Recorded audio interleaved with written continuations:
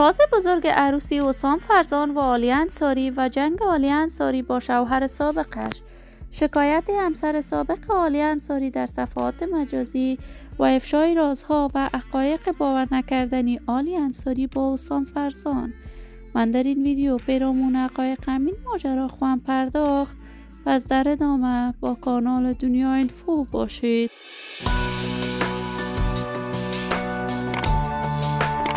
سلام و سلامتی ایام به کامتان باد. شما را خوش آمدید میگم به یکی دیگر از ویدیوهای جذاب کانال دنیا اینفو.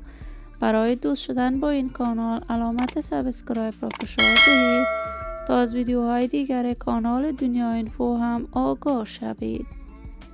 عالیه انصاری یکی از هنرمندان خوش صدای افغان که این روزها با سرودن آهنگ‌های دوگانه با نظیر خارا و حسام فرزان چنان در میان هنرمندان افغانستان مانند الماس می درخشد. عالیه انصاری در یک خانواده هنری دیده به جهان گشود.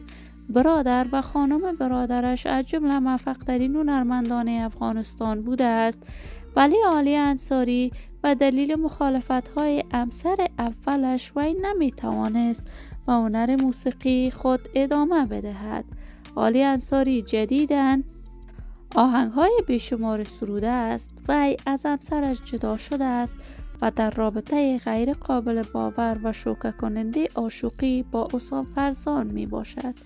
این دو آهنگ‌های عاشقانه سرودن و گمان زنی‌هایی می رود که این دو با هم نامزد شدند، چون که عالیه انصاری سفرهای متعددی به کشور کانادا داشته است. عالیه انصاری از همسر اولش دارای 2 فرزند می باشد.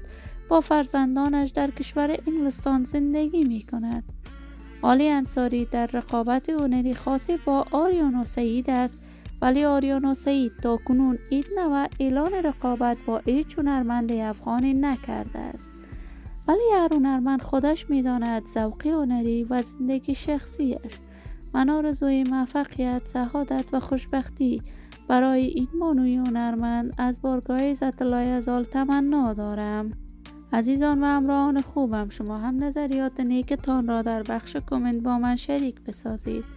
اگر تا هنوز عضو کانال دنیا اینفو نشدید، پس برای عضویت با این کانال علامت سابسکرایب را فشار دهید تا از ویدیوهای دیگر کانال دنیا اینفو هم آگاه شوید.